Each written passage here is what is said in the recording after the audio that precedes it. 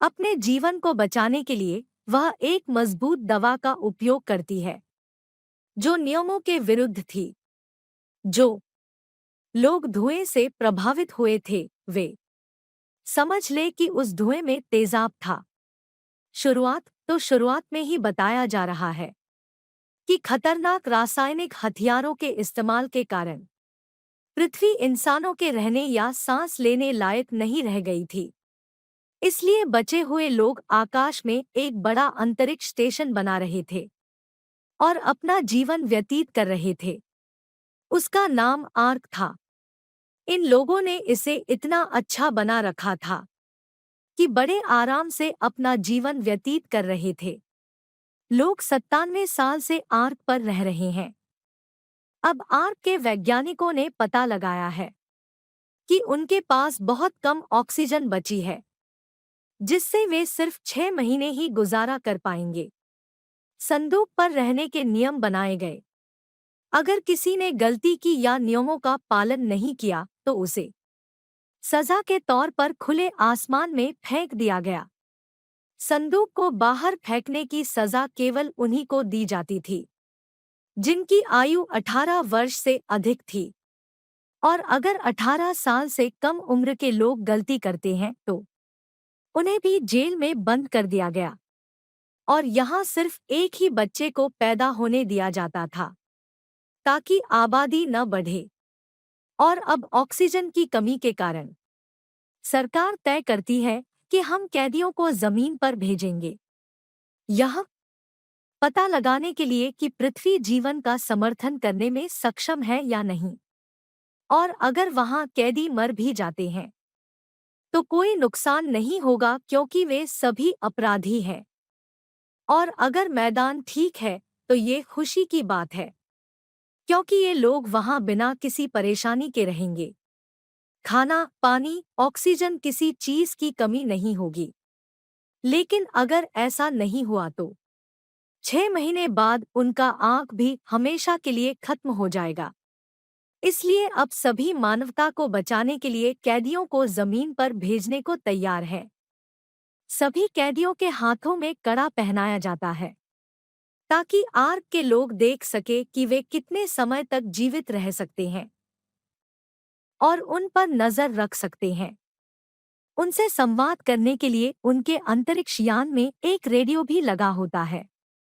और बस इसके साथ ही उन्हें मैदान में भेज दिया जाता है। आर्क में अमीर, गरीब, छोटे और बड़े सभी के साथ एक जैसा व्यवहार किया जाता है। अपराधी कोई भी हो, सजा सभी को मिलेगी।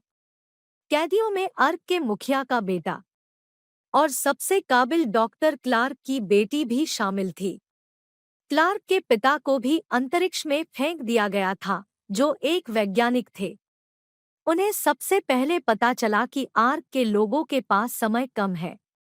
इससे पहले कि ऑक्सीजन खत्म हो जाए, उन्हें अंतरिक्ष में फेंक देना चाहिए, जो अपनी जिंदगी से थक चुके हैं।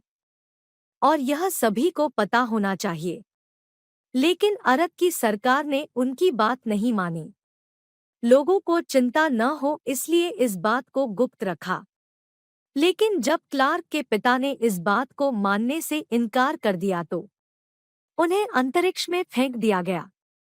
कैदियों के अंतरिक्ष यान के स्क्रीन पर आर्क का सिर आता है और उनसे कहता है कि जैसे ही तुम जमीन पर पहुंचो, सेना के शिविर में जाओ, क्योंकि आप वहां खुद को बचा सकते हैं।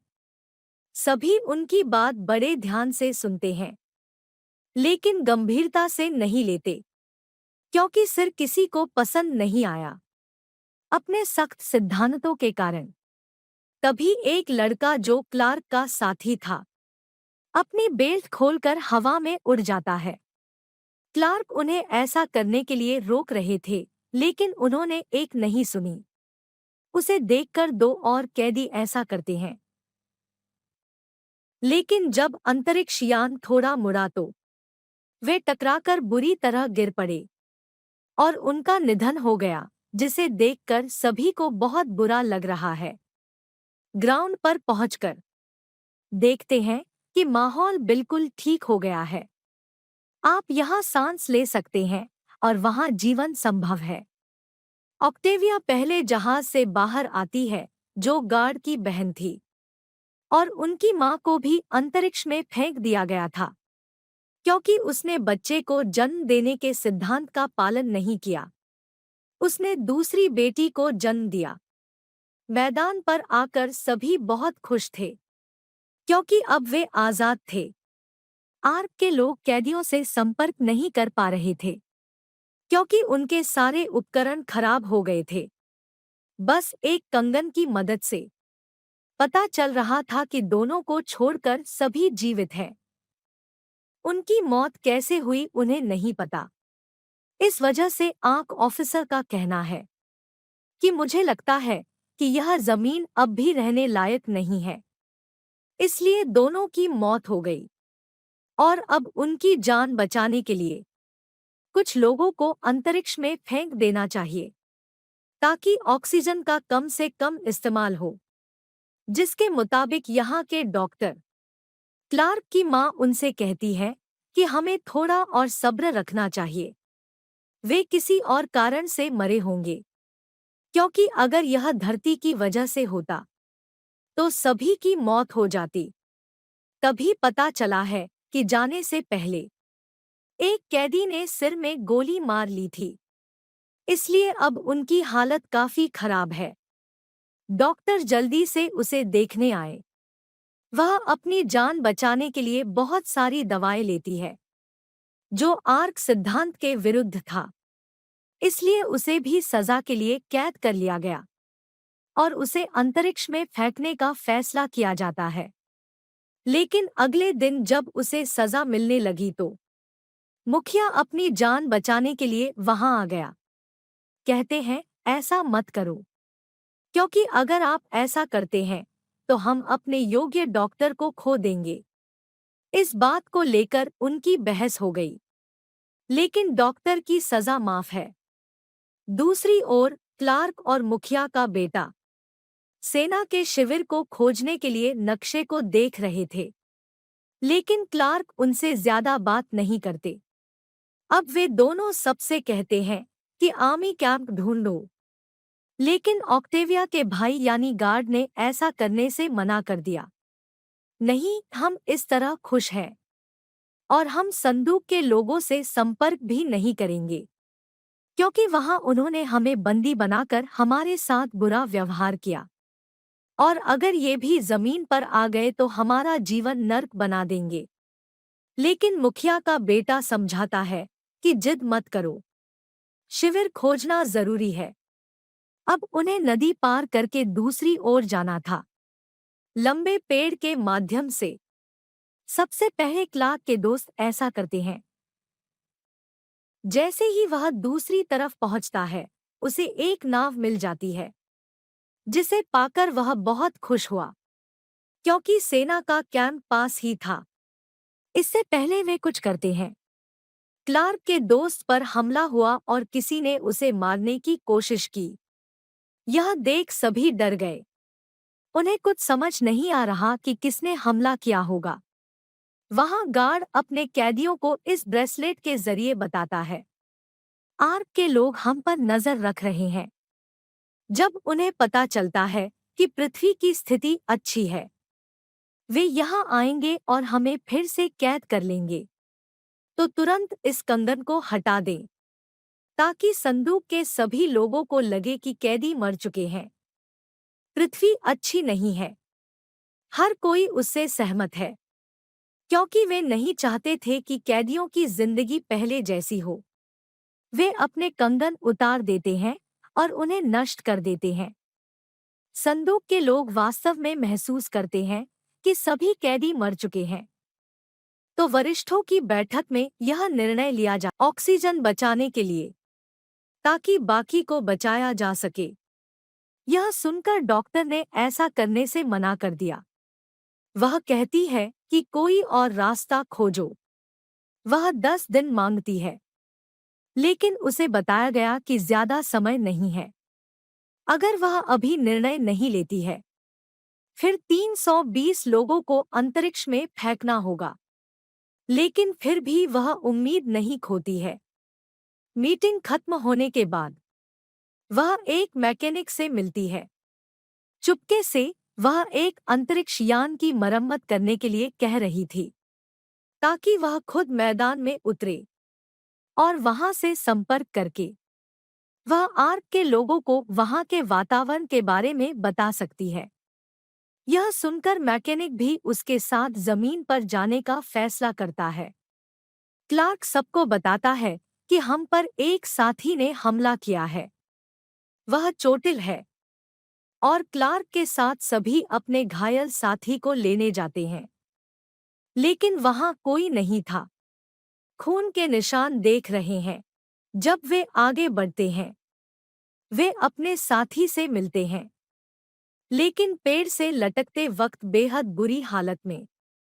जैसे ही क्लार्क उनकी मदद के लिए आगे आए, वह एक बड़े गड्ढे में गिर जाती है, जो एक तरह का जाल था, जिससे सभी समझ गए कि यहाँ कोई है जो लोगों को पकड़कर मारना चाहता है।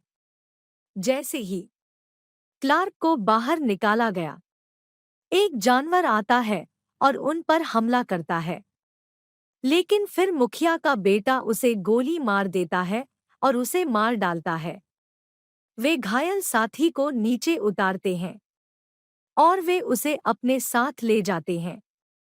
क्लार्क देखता है कि किसी ने एक पौधे की दवा बना ली है और उसे लगाया और उसे ठीक करने की कोशिश की। लिहाजा अब वह भी अपने साथियों के साथ जाती है। वह पौधा लेने जाती है ताकि घायल साथी को जल्द से जल्द ठीक किया जा सके।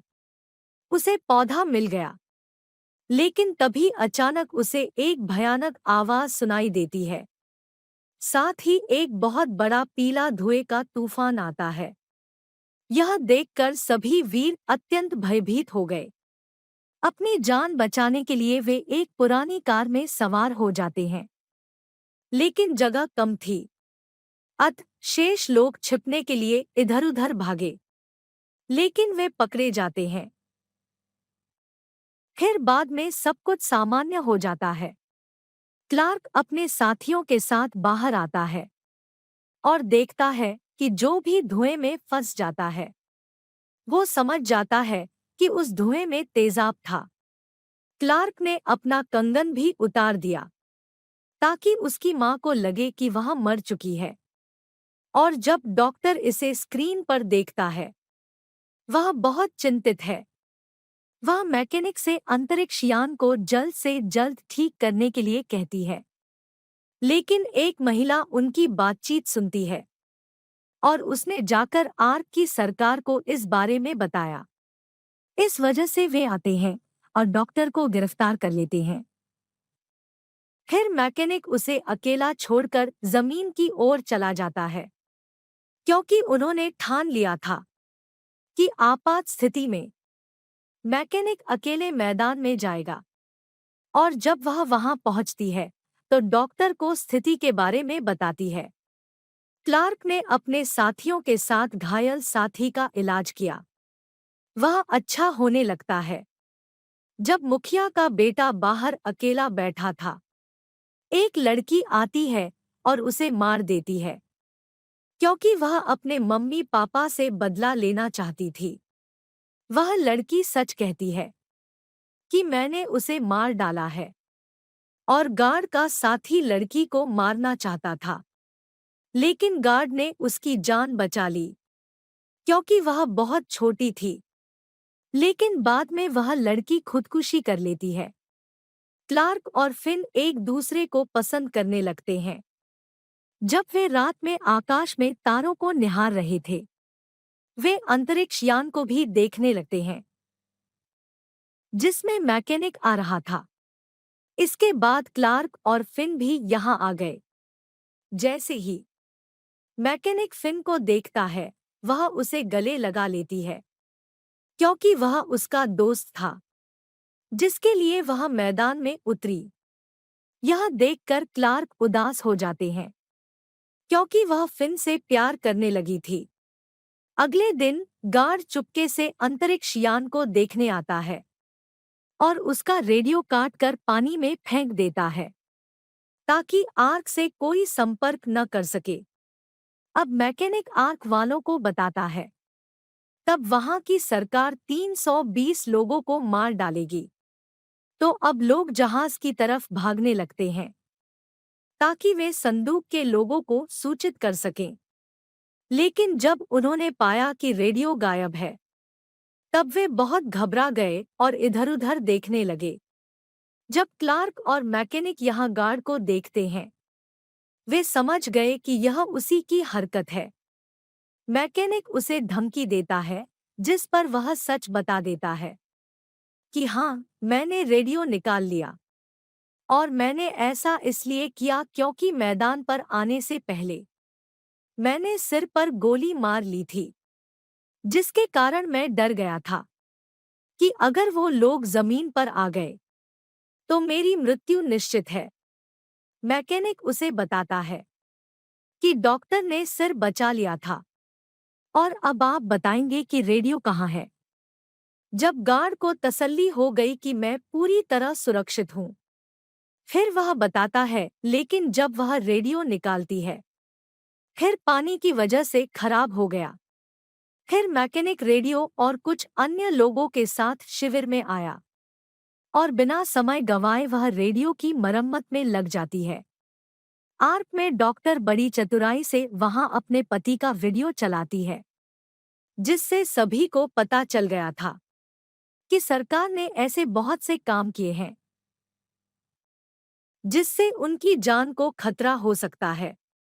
लेकिन नाराज होने के बजाय आर्क की सरकार में आएं और कहें कि हमें अंतरिक्ष में धकेल दिया जाए ताकि दूसरों की जान बचाई जा सके। यह देखकर सभी सरकारी अधिकारी अपनी गलती से दुखी हैं। न चाहते हुए भी 320 लोगों को एक बहुत बड़े कमरे में बंद कर दिया गया है और ऑक्सीजन बंद है। उन्हें तुरंत अंतरिक्ष में फेंक दिया जाता है।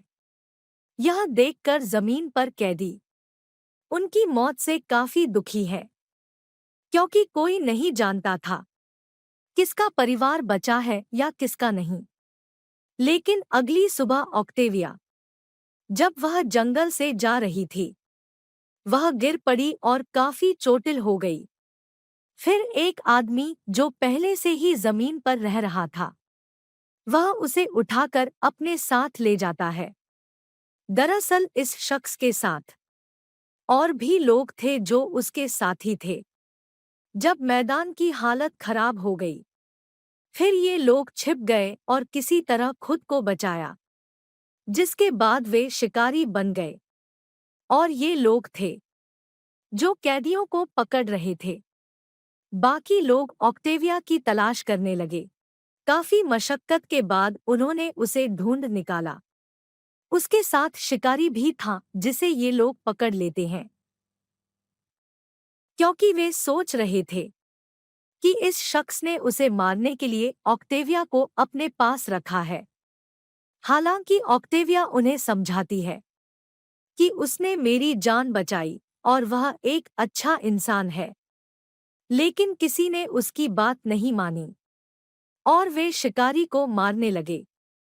मौका पाकर शिकारी ने जहरीले चाकू से फिंग की हत्या कर दी, जिससे वह बेहोश हो गया। ये लोग शिकारी को पकड़कर बांध देते हैं।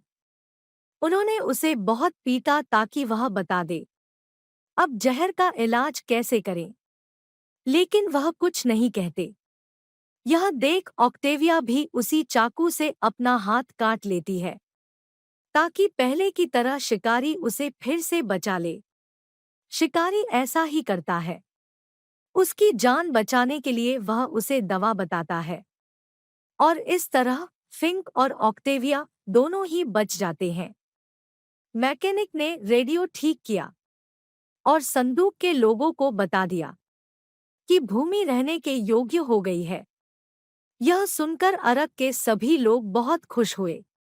लेकिन अब आर्क पर एक नई समस्या खड़ी हो गई है, और वह है कि सिर्फ 1500 लोग ही धरती पर जा सकते थे।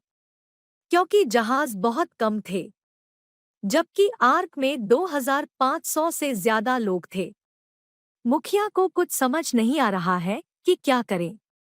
लेकिन तभी आर्क का बूढ़ा सिर बहुत चालाकी से अपने साथियों के साथ आर्क के सभी अंतरिक्ष यान चुरा लेता है। सिर और उसके लोगों को वहीं बंद कर देता है। वह अपने साथियों के साथ पृथ्वी पर जाती है और ऐसा करते ही धमाका हो गया। अंतरिक्ष यान की मशीनें भी क्षतिग्रस्त हो गई, लेकिन समस्या का समाधान करने वाला कोई नहीं था। तो बूढ़े मुखिया के साथी मर जाते हैं। संदूक के लोगों के पास कोई रास्ता नहीं था, इसलिए वे एक योजना बनाते हैं कि हम संदूक को जहाज बना देंगे और धरती पर चला जाएगा, क्योंकि वे यहीं रहेंगे तो भी।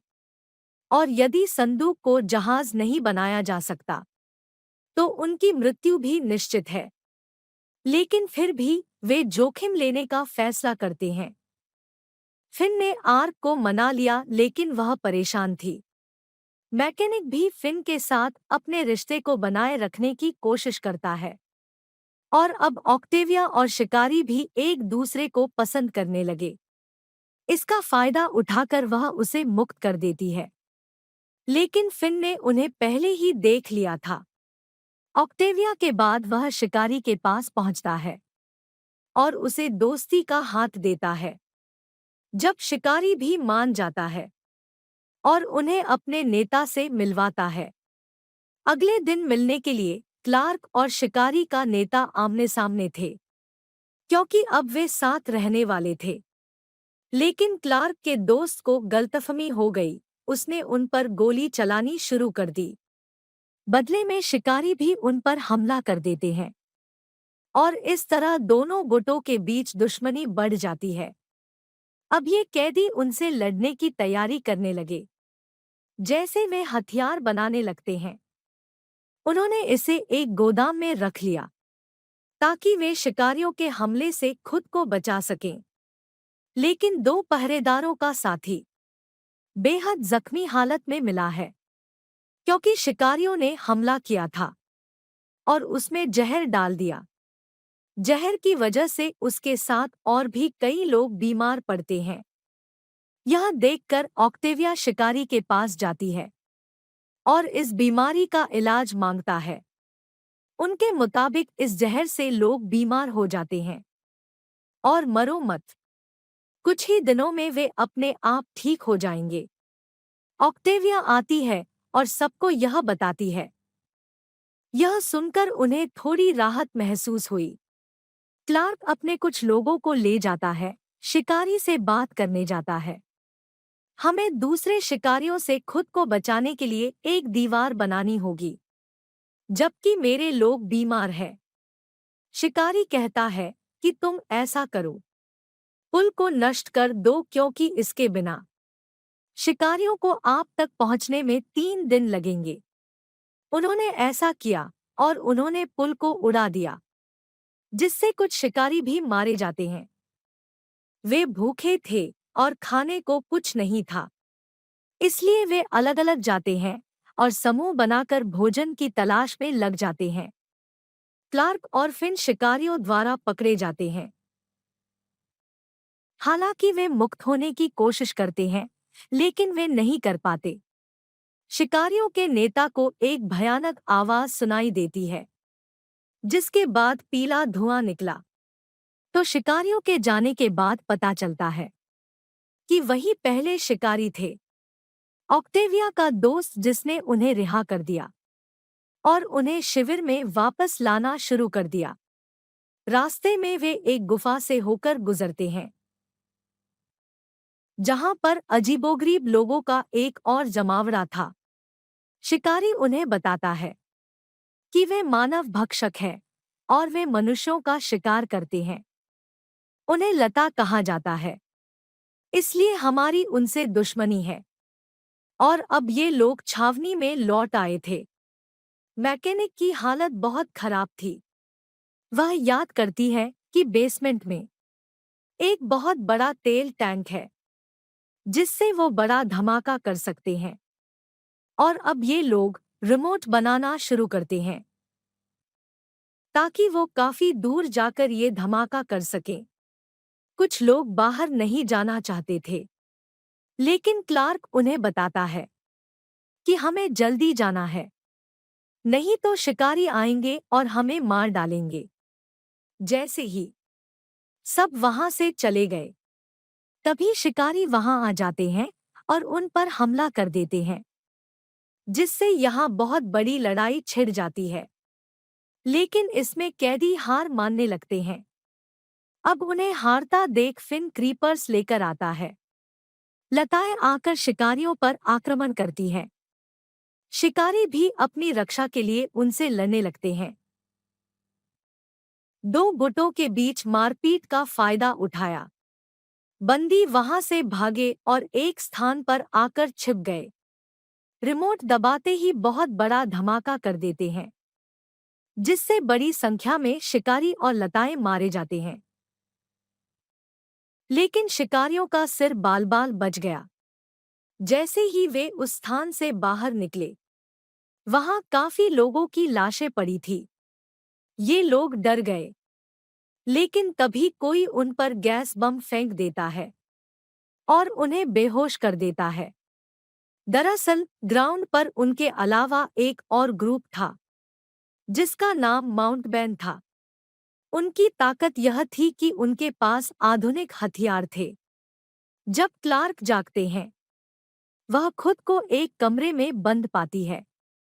वह दरवाजे पर आती है और देखती है कि उसके अन्य साथी भी यहाँ फंसे हुए हैं, जो इस नए ग्रुप के झांसे में आ गए। वे संदूक अंतरिक्ष यान बनाते हैं, लेकिन इसे शुरू करने के लिए एक शख्स को यहाँ रुकना पड़ा। फिर सिर रुक जाता है। आग के लोग सुरक्षित रूप से जमीन पर पहुंच जाते हैं। वे बहुत खुश थे। पहले की तरह जमीन मिलने के बाद इसी के साथ ऋतु समाप्त होती है।